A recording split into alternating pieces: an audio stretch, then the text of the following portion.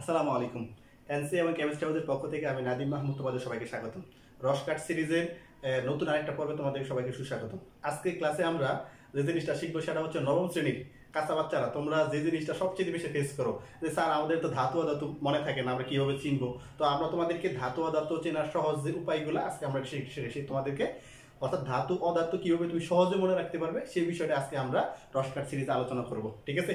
তো যে বিষয়টা আমাদের সবচেয়ে বেশি, স্যার ধাতু অধাতুটা কি, আসলে কিভাবে আমরা চিনবো। ঠিক আছে? তো ধাতু ও অধাতু চেনার সহজ কিছু উপায় আছে।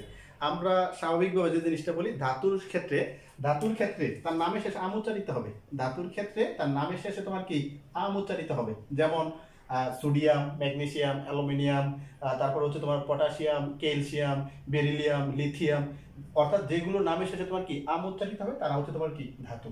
এটা হচ্ছে আমাদের নিজেদের তৈরি করা নিয়ম আর কি, যাতে আমরা খুব সহজে কি করতে পারি, মনে রাখতে পারি। তবে রসায়নের ভাষায় কিন্তু তার একটা চিনার একটা উপায় আছে। সেটা হচ্ছে তুমি যখন কোনো পরমাণুর ইলেকট্রন বিন্যাস করবা, ঠিক আছে, ইলেকট্রন বিন্যাস করার পরে যেমন আমরা মনে করো সোডিয়ামের ইলেকট্রন বিন্যাস করলাম 1s2 2s2 2p6 3s1, এমন মনে করো তুমি জানো না সোডিয়াম ধাতু কিনা, তাইলে আমি কিভাবে চিনবো? তাহলে আমার চিনার উপায় হচ্ছে, এটা হচ্ছে 1 নাম্বার কক্ষপথ, 2 নাম্বার এবং 3 নাম্বার অর্থাৎ সর্ববহিস্থ কক্ষপথে আবার ইলেকট্রন সংখ্যা থাকবে হয় একটি, না হয় দুইটি, না হয় তোমার কয়টি, তিনটি।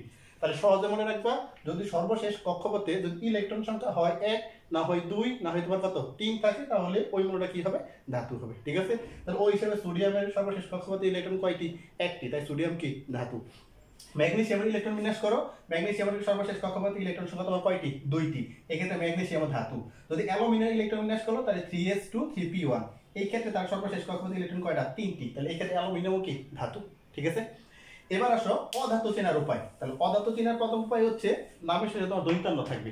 অধাতু চেনার প্রথম উপায় হচ্ছে নামের শেষে কি থাকবে, দৈন্তান্ন থাকবে, এটা তোমরা মনে রাখবা। ঠিক আছে? যেমন boron, carbon, nitrogen, oxygen, fluorine. ঠিক আছে? এরকম ভাবে প্রত্যেকের নামের শেষে কি থাকবে, দৈন্তান্ন থাকবে। এটা গেলো আমাদের নিজেদের তৈরি করা নিয়ম আছে, যাতে খুব সহজে আমরা মনে রাখতে পারি। তো রসায়নের ভাষায় যে নিয়মটা সেটা হচ্ছে, তুমি যখন ইলেকট্রন বিন্যাস করবা, যেমন আমরা ফসফরাসের ইলেকট্রন বিন্যাস করলাম 1s2 2s2 2p6 3s2, তারপরে কত 3p3, অবশ্যই সর্বশেষ কক্ষপথে তোমার ইলেকট্রন সংখ্যা হইতে হবে 5 6 এবং কত 7। ঠিক আছে? তুমি ইলেকট্রন বিন্যাস করার পরে যদি সর্বশেষ কক্ষপথে ইলেকট্রন সংখ্যা হয় 5টি, না হয় 6টি, না হয় 7টি, তিনটার যে কোনো একটা থাকলে সে কি হিসাবে কাজ করবে, অধাতু হিসাবে কাজ করবে। ঠিক আছে? আমাদের মাঝখানে আরেকটা জিনিস আছে, সেটা হচ্ছে তোমার কি, যদি সর্বশেষ কক্ষপথে ইলেকট্রন সংখ্যা 4টা থাকে, যেমন সিলিকন 1s2 2s2 2p6, তারপর হচ্ছে 3s2 3p2, আমরা সাধারণত পড়ে আসছি তোমার কি ইলেকট্রন সংখ্যা সর্বশেষ কক্ষপথে যদি একটা অথবা দুইটা অথবা তিনটা থাকে তাহলে ধাতু। ঠিক আছে? যদি ইলেকট্রন সংখ্যা তোমার সর্বশেষ কক্ষপথে 5টি, না হয় 6টি, না হয় 7টি থাকে, তাহলে তোমার কি অধাতু। যদি সর্বশেষ কক্ষপথে ইলেকট্রন সংখ্যা তোমার 4টি থাকে, তখন তার নাম কি হবে, উপধাতু। নাম কি হবে, উপধাতু। মনে রাখবো সবাই। ঠিক আছে? সর্বশেষ কক্ষপথে ইলেকট্রন সংখ্যা যদি 1 2 3 যে কোনো একটা থাকে, তখন তার নাম হবে ধাতু। সর্বশেষ কক্ষপথে ইলেকট্রন সংখ্যা যদি 5 6 7 থাকে, তখন তার নাম হবে অধাতু।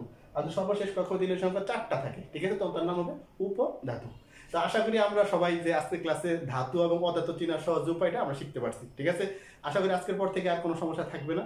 তো নতুন রসকাট সিরিজে তোমাদেরকে আবারও স্বাগতম জানিয়ে আজকের ক্লাস এখানে শেষ করছি। সবাই ভালো থাকবে, সুস্থ থাকবে। আসসালামু আলাইকুম ওয়া রাহমাতুল্লাহি ওয়া বারাকাতুহু।